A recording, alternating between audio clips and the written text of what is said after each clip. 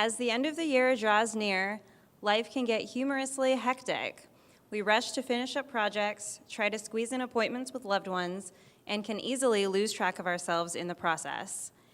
Is this inevitable, or can we find ways to ground ourselves amid all the chaos? In this busy season, create moments of stillness where you can. When silence is intentional, it is valuable and restorative. It brings us back to our senses and is essential to our holistic well-being. Acoustic ecologist Gordon Hempton defines quiet as a presence and think tank of the soul. Silence is a powerful tool that allows us to take a step back from the atmosphere around us and realign with our intentions, our hopes, and ourselves. This December, set aside time to tune out the noise. You can go for a walk outdoors, find a cozy corner, or simply close your eyes. The magic of silence is that we can access it wherever we are. Our Montevideo chapter chose this month's exploration of silence, and Danny Scharf illustrated the theme. And if you've been paying attention, you know that this month is a little different. It's our Audience Takes the Stage. We got an amazing number of applications, so thank you so much for applying. It was really difficult to choose, but we had to. So without further ado, Jill Weston is our first speaker. She has always been an introvert. From the age of 14, she was a horse trainer who worked with the horses that no one else would take. This meant sitting in silence with them for hours, even days, to gain their trust. Later, she worked in juvenile corrections and used silence, not yelling or violence, to resolve stressful situations. And here you go, Jill. Thank you. So I know you filled out your name tags, but I didn't get around to everyone. So show of hands, how many of you are silence lovers? How many of you are silence, I hate to say, haters? Okay, Ash raised her hand. And how many don't know, or depends? Okay. So by the time that I'm done, I hope to give you maybe a little different perspective or insight, as well as my other two co-presenters. And interesting in my business is breathing space, and my tagline is calming your chaos. I didn't know that it started actually when I was probably 14 years old. So imagine a 14-year-old that is now going to be paid professionally to train horses. And the backstory is my mom always said to me, "You're going to college." I was like, "Yeah, okay." As I kept training horses and I was falling in love with the horses, I was like, "Mom, guess what? I'm going to be a horse trainer." She's like, yeah, you're going to college. My mom was an educator. I was like, yeah, Mom. She's like, "I don't care what people are training you to do, what people are paying you to do, I don't care, you're going to college." So in the back of my mind, I was like, I'm going to show her I'm going to be a horse trainer. Well, I got the horses that no one else wanted. So I'm going to just give you quick snippets because of time. For whatever reason, and I understand now because it's kind of my life's work of I'm attracted to chaos to help calm it. So I didn't get all the beautiful show horses, all the perfect horses. People would pull up in the driveway, and my mom and dad, because I was living with them at 14, would say, "Yeah, there's a lot of noise in the driveway, and there's someone knocking on the door, and they say they have a horse for you." And I'm like, okay. So I go out there, and literally the horse is kicking, shrieking, screaming, tearing the trailer apart. And my mom's like, "You're going to college." I was like, "No, I'm going to go train this horse." Got another call one day where they said, "Hey, can you take this horse? Her name is Sarah. Would everybody agree that a horse named Sarah sounds pretty good?" I'm like, "Sure, no problem. What do you want?" They're like, "Just do some basics." I said, "Okay, where is Sarah?" "We think it would be better. She's just down the street. Why don't you come down and get her?" "Sure." So, and there's comedy to this and also a little tragedy with all the stories. So I go out to and I say, "Where's Sarah?" They're like, "She's over there. 2 or 3 acres, which is probably as big as this whole space, and she won't come to me." Sarah had a halter put on her at probably 6 months old, 7 months old. She's now 2.5. The halter is embedded into her skin because they couldn't catch her. They weren't mean to her. They tried everything possible. She just wasn't having it. So I sat in silence with her, initially sitting perhaps here, and she's way over against that wall or further out in the elements, and I simply sat and did not even say anything to her because when I would talk, she would start to shake.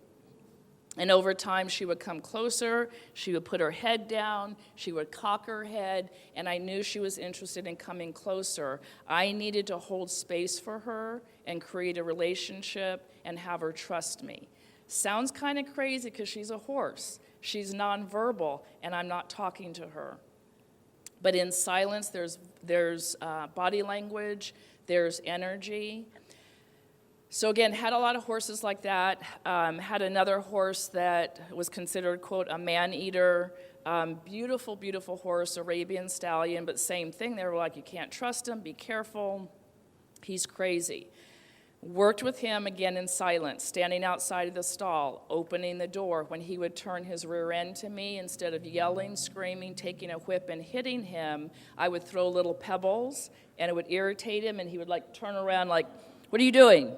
And as soon as he turned around, I would back up, and then he would start to come forward. Fast forward, I take him to a show at a place called the Cow Palace.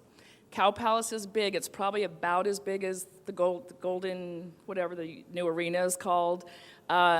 And there was something called the Liberty class, where you turn the horse loose, let it prance around and do things on command. And people said, you're crazy. You're going to turn him loose in there, and you will never, ever catch him again. Guess what? He performed beautifully. He kept turning and looking at me and came right back up to me, actually a little faster than I wanted, and I was able to halter him and walk away with him. So what I'm sharing is I learned to use my body, learned to use a lot of silence, sometimes literally days, months, sitting and waiting for that horse to come to me. Fast forward again. Imagine yourself at 19 with literally no life experience, going to work in juvenile corrections, working with offenders who are all pretty much 20 to 25 years old. And I'm in an environment where it's very loud, it's chaotic, it's violent. The UCD life flight helicopter used to land probably twice a week. I didn't think anything of it till I went to work somewhere else, and they were like, what do you mean the helicopter was always landing? I said, because people are stabbing each other, they're fighting the staff. So I had to learn to be different because I saw and heard the staff members yelling, shouting, being abrasive for the most part, and I had to learn to get quiet. So I sat with people who said, I don't know what happened, the gun went off. And in my mind, I'm like, that's not being responsible. I was like, that's curious, the gun just went off. They're like, well, maybe something else happened. I sat in silence with young people who said, no one's ever cared about me before. I've sat in silence with staff members who said, my caseload's suicidal, I don't know what to do. So again, it was giving people room to talk. I got called all the time, the person won't cuff up, we can't get the handcuffs on them, we need to get them out of the room, they won't stop fighting. Go call Jill, she'll do it. And sometimes I would just walk up and go, and just look around. And pretty soon the offenders were like, what did you say? And I'm like, if you would be quiet and just calm down a little bit, you could hear me. In the day rooms where they're getting louder and louder and louder, a lot of the staff would shout, scream, you need to be quiet. And I'm thinking, but you're yelling at somebody for yelling. And I would simply pick up the TV remote and start turning it down, still saying nothing until all the heads turned and looked like, what's up, Miss Jill? And I'm like, you need to be quiet. What? Oh, okay. There was even an incident in my neighborhood where I saw a young man being assaulted, and it was two kids who were doing it. His father walked up afterwards, and he had actually driven the kids to jump the person because there was a misunderstanding. Police arrived. It was before Ferguson, but Ferguson was about to be played out. Saw the officer pull his taser out. He has his red light on the guy, and the officer's between me, and then it's the father, and the father's really concerned, and I'm simply mouthing to him, please sit down. And he's like, I said, your kids are watching. Please sit down. He sat down, and he was compliant. He didn't get tased, and he didn't get shot. So to sum up, because I'm looking at how much. Okay. So for me, again, those are some stories that may elicit some strong responses, like you're working in a prison, you're working with these crazy horses. But what it taught me is when you can be quiet, when you can be still, you give yourself first room to figure out how you want to relate to people. You give yourself room to go, okay, I'm looking at that person in a blue jacket. Here's all the memories about blue jackets. But if I pause for a second, but I'm noticing his eyes, I'm noticing his cool hairstyle, I'm noticing his smile. And my story about that person in the blue jacket starts to change. When I'm working with people that say, hey, Jill, can you help me out with something? I need to not assume what they want. I need to not try to fix them. I need to say, I don't know, Vincent, what's going on today? Vincent and I actually did a photo shoot, and I tried to stay quiet because he knew what he was doing. And he was literally like, go over here. I'm like, okay. He's like, turn this way. I'm like, okay. Because the relationship was he knew what he was doing. I was simply there to have my picture taken. And within like a couple of minutes, I'm like, hey, Vincent, I really like you. He's like, yeah, you're really cool. This is cool. Okay? So silence can do a lot for you, but it can also sometimes be scary. Okay? So again, hopefully you're understanding it's a great way for you to learn to relate to yourself and a really great way for you to learn to relate to others, and give yourself room. When you're quiet, people will turn and look at you. When you're quiet, people will come to you. Sometimes when you're quiet, people appropriately will also back away. If you don't want to fight, if you don't want chaos, hush your mouth sometimes. It doesn't mean that someone's getting over on you. You're just creating space. And in closing, I'd like to do a very quick activity. I'm looking if it's okay. And if you might be willing to hold the mic. What I would like you to do if you're willing, and I'll need to put this on. What I'd like you to do if you're willing, you don't have to, is go ahead and close down your eyes, or you can just have a soft gaze on something. And I want you to feel what it feels like to sit in a little bit of silence, but with a little bit of help. So you're going to listen to the end of the gong.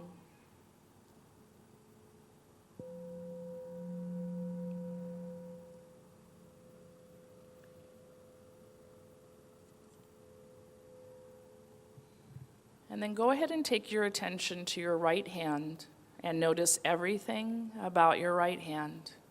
And inhale and exhale. Take your attention to your left hand. Notice everything about your left hand. And inhale and exhale. And if you're ready, take your attention somewhere in your chest, maybe somewhere in your heart area. And take a nice inhale. And when you're ready, let that breath go. And for about the next 15 seconds or so, just notice what you feel. Notice what you're thinking.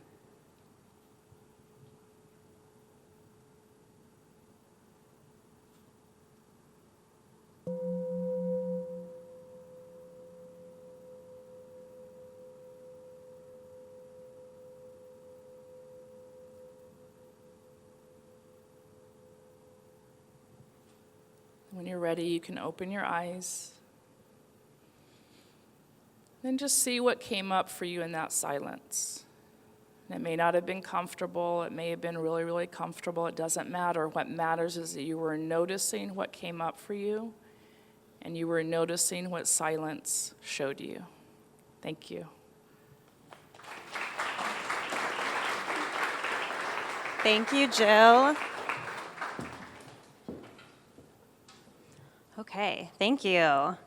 Next up, we have Ryan Newman. Ryan Newman is a father, student, dancer, actor, and community leader. He was always a shy kid, but when he discovered dance, he realized he could express everything in his head without words through movement and body language. He found that what he thought was a flaw could actually be his strength. Ryan, ready?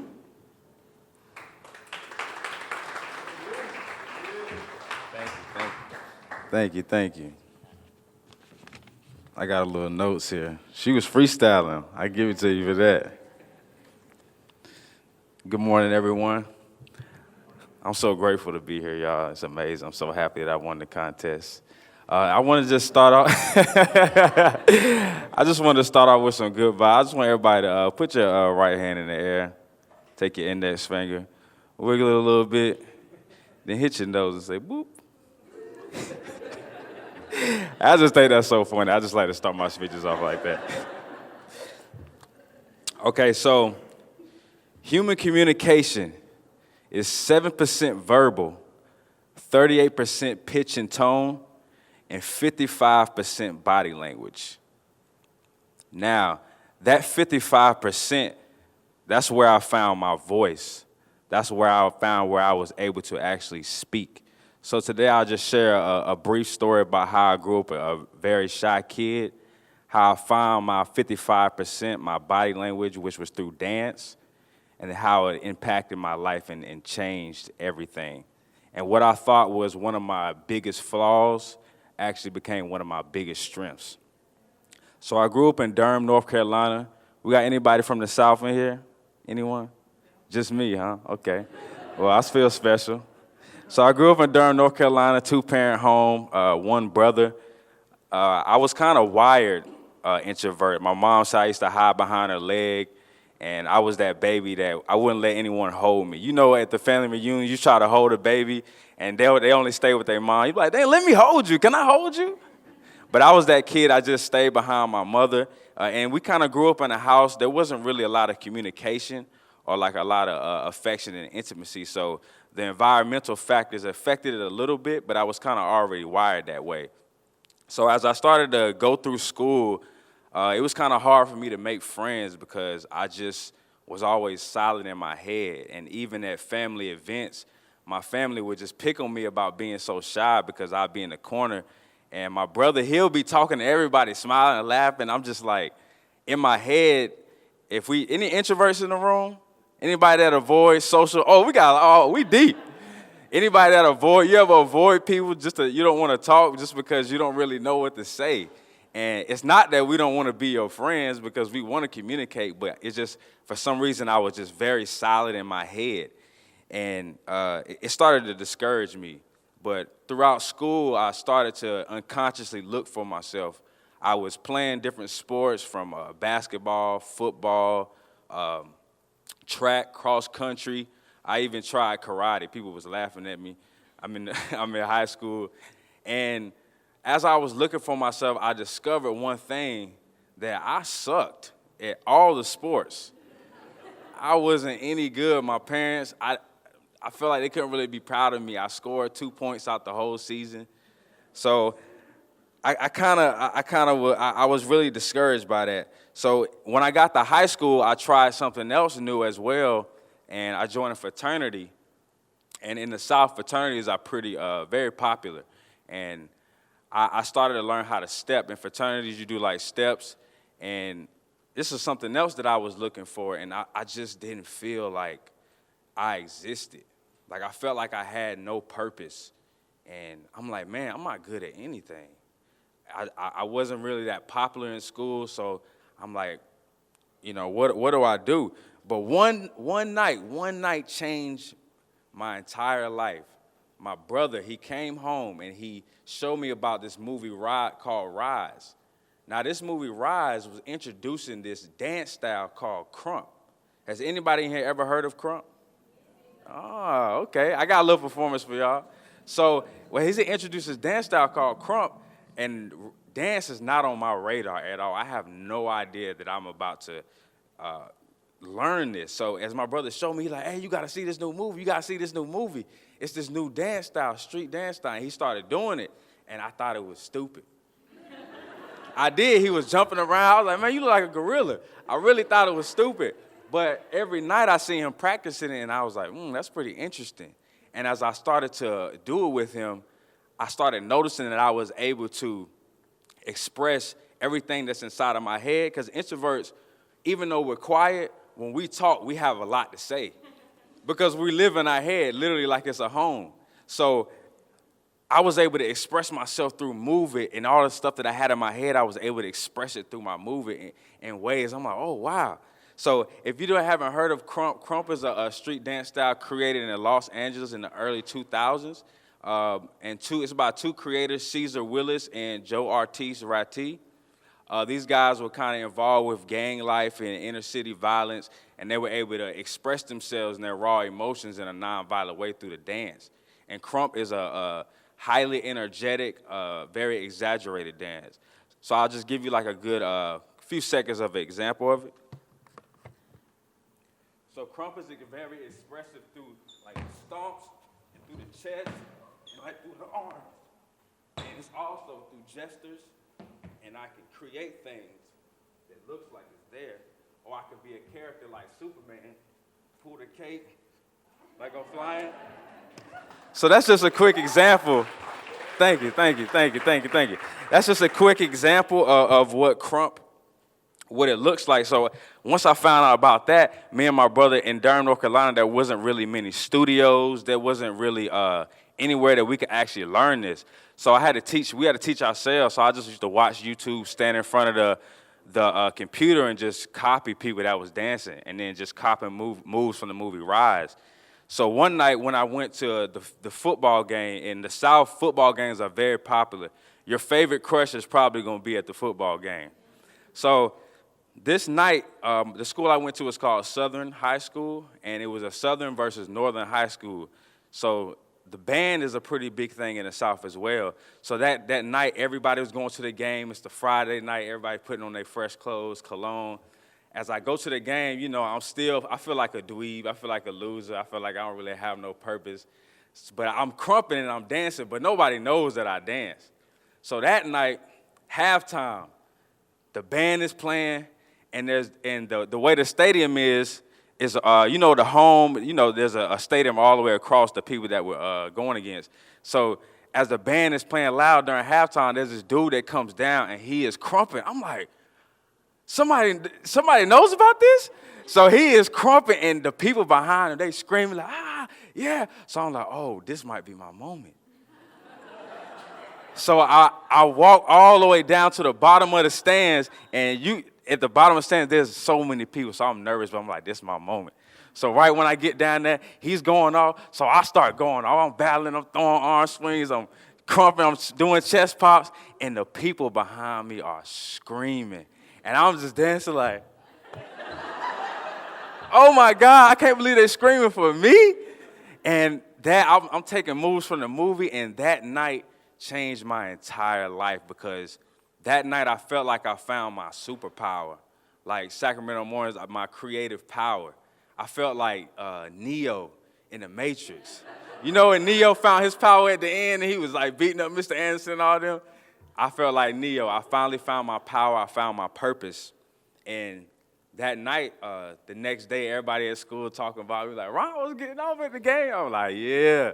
I actually, I began to gain a new confidence. I found my passion. I said, okay, I have something.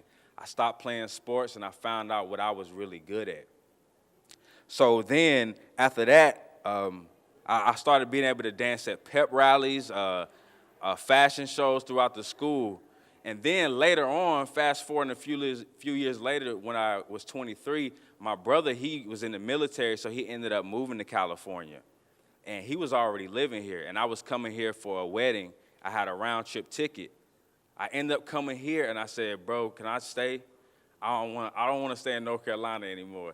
So he let me stay. He said, you got to get a job. I got a job, and come to find out, I was able to actually live here in California and be here with the people that actually created the dance. So as I got to California, then I was able to introduce myself to a whole new community in dance battles. I thought it was just in movies. So I wanted to show you a PowerPoint, my last little section. Can y'all see it up there? Oh, y'all on point. So I just click it and it goes, right? Okay. All right. So as I came here, I was able to find, I started to battle different places. I didn't really know anybody when I first moved here, but then I started to battle. And then I met the Goodfellas. I actually met a dance crew, and they welcomed me in. They introduced me to, I never actually been in a dance studio. They introduced me to choreography, other dance styles, and the proper way of learning. And then I did competitions with them, I was like, I can't believe I'm in a dance crew. What? The shy kid from Durham? Boom. And then from there, I was able to dance and be booked for solo gigs. People wanted to see me. I'm like, the kid from the game? That's who they want to see? And I'm able to express myself. Then, boom, then I met the creators of the dance. The creators from the actual movie that I watched. I'm like, what? The kid from Durham? So I was able to meet these guys, train with them, and build a relationship with them. And it just amazes me. When I see them, I'll be fanboying, but they don't know. I keep it on the inside. You gotta keep it cool. So then, after that, I was able to actually start getting booked to teach around California. I'm like, dang, me, the kid from Durham? So I'm teaching at high schools, colleges, dance studios, kids. I'm able to share my silence, my 55%. And there's more pictures of me at different studios and me teaching. And then I was able to take my dance, and then I created this thing called NorCal Tuesday Labs, where I would create it's called a dance session. I would invite dancers out, and we would just share with one another, and we would exchange through that 55%, through that silence. And dancers, if you see a group of people that don't look like they go together, they're probably dancers. No, really, because we just communicate, and some of these people don't even speak English, but that 55%, that body language, we can communicate. So this is just me holding different sessions at my house. We doing yoga in the park for dancers, mental health, and that's just a guy over there doing air flares with my face in there. And that's more, it became amazing. It started impacting the Sacramento community. I'm like, I can't believe it. I'm from Durham, North Carolina. And now I'm throwing entire sessions. And then it opened up other expressions. Then I started to do comedy. And then I got into acting, and now I'm in college right now for theater and dance. So it started to open up other passions for me. And even hosting.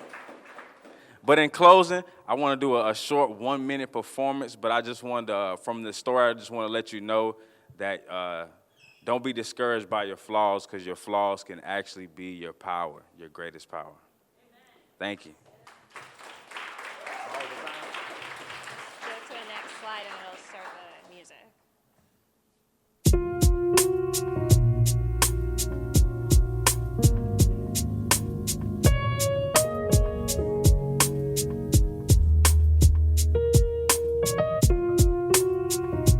Black and brown boys and girls walk up and down Center Street, coming and going from Jackson Square.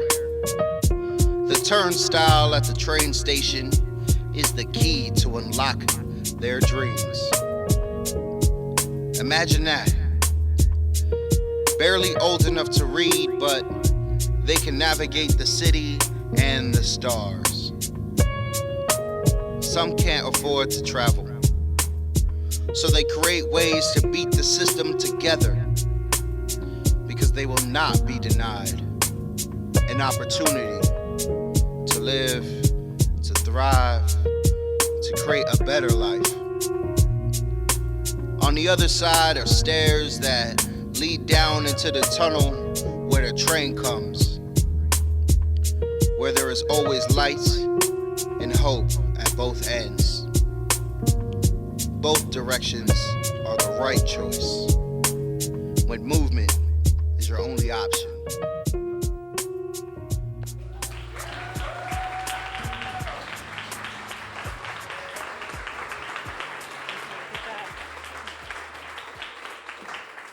All right.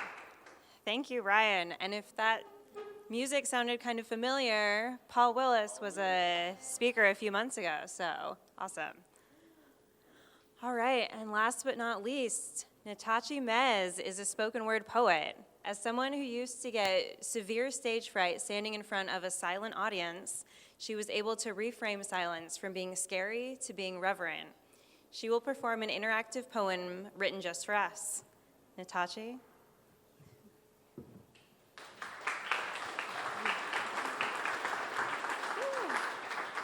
Hey, y'all, how you feeling? How you feeling? Yes, guys, okay, if we could be really extra, all right, I want you to, when you see my hands, do the thing, all right? I want you to take a big old inhale, okay? Ready? Be really extra with the release. I want to hear your breath, and okay. Can y'all do me a favor? Okay. When I say, according to the Oxford English Dictionary, silence is, I want you to respond, the complete absence of sound. Y'all got it? According to the Oxford English Dictionary, silence is the complete absence of sound, complete absence, sound, complete absence, sound, complete. Contrary to popular belief, I believe that we are all complete beings. Would I be remiss to act as if we aren't missing anything? To miss is to long for. Somehow I have been found transforming my fault lines into lines of poetry. This is how I excavate my roots. Knowledge forms with a quake, yet whispers to me softly. Lineage isn't merely linear. Lineage isn't merely linear. Lineage isn't merely linear. My blood jumps. Don't you know where you come from? My tongue is transfusion, meaning donation, meaning everything I am has been given to me. My parents immigrated from Nigeria, and I am still counting their sacrifices like blessings. But migration bears a heavy knife. What dies and so I live, with a funeral at the tip of my tongue, always mourning opportunity for its cost. I am running to face the family tree. It asks me, don't you know where you come from? I am begging to be branched when I am fruit. I am fruit. I am fruit. According to the Oxford English Dictionary, silence is the complete absence of sound. Absence. No one could find the apple. How far from the tree could it have fallen if it fell? And no one was around to hear it. Did it make a soundtrack of America? Strange fruits, symphonies of black death swaying. Symphonies of black death swaying, an orchestra of white supremacy. Many apples did not fall. They were plucked like the strings of a harp. What I am saying is this was a song, unofficial national anthem. America is no Eden. Wealth of nations, Adam's apple, shame was our birthright. Look how dressed we are, clothed in skin. Always on the eve of baptism, wading in the waters, yet still enough buoyancy in the black to lift every voice and sing, and sing, and sing. Jesus broke bread, black folks break beats. How holy. Rhythm is sound, interspersed with silence, a testimony that even where there are holes, there is holiness. Lineage is not merely linear. I am standing face to face with the family tree. It asks me, don't you know where you come from? I nod my head, marvel at how seeds scatter. Any soil that catches you mothers you somehow. We've been taught to alienate ourselves from ourselves, but contrary to popular belief, I believe that we are all complete beings. That double consciousness is an out-of-body experience, that we are relearning how to return to body, heaven embodied. None of us are property, never 3/5 person, fractured but never fraction, can't even fathom our infinity. According to the Oxford English Dictionary, silence is the complete absence of sound. Sound is vibration. Every morning I wake up, and I set my timer for 10 minutes. I inhale. From my bed, I face my palms skyward, transform my spine into tree trunk. Listen to my breath like Atlantic waves. Within the body, the belly rise and fall beyond the body. The wind, the cars, the birds within the mind. I witness space expand. Sometimes a poem is birthing itself between breaths, and I am watching conception. Everything I am has been given to me to transform. I am fruit, which means I am also seed. Everywhere I go, I am planted. Procreation. I am pro-life, meaning I am pro-choice. What a privilege it is to choose silence in the age of industrial noise elsewhere. In another time and space, in Accra, Ghana, I sit with my knees scrunched up in the back of a trotro. My throat constricts, too afraid to ask for directions and reveal my American tongue. I alienate self from self, so afraid. Silence is not always liberation. Sometimes silence makes your mind scream silence, but I knew I had to listen. Silence is an alarm to listen. Which stop for Osu? I asked a fellow passenger, and I am welcomed with directions that Google could not give me. In space, there is no sound. Sound requires a medium in which to travel. But here on Earth, my words modulate the air, beat against drums, brush hair cells, wade through air fluid. Sound comes with a swim, with a stroke. Here on Earth, sound is all around us. There is no place on Earth with complete absence of sound. There is no place on Earth where we are completely absent. Sounds like the truth. Sound is vibration. Vibration is life. I get quiet. We are fractured, but never fraction. Listen. Can you hear the infinity? Listen. Seeds scatter. We are fruits. Everywhere we go, we are planted. Listen. Lineage isn't always linear. We are all raising each other. Thank y'all so much.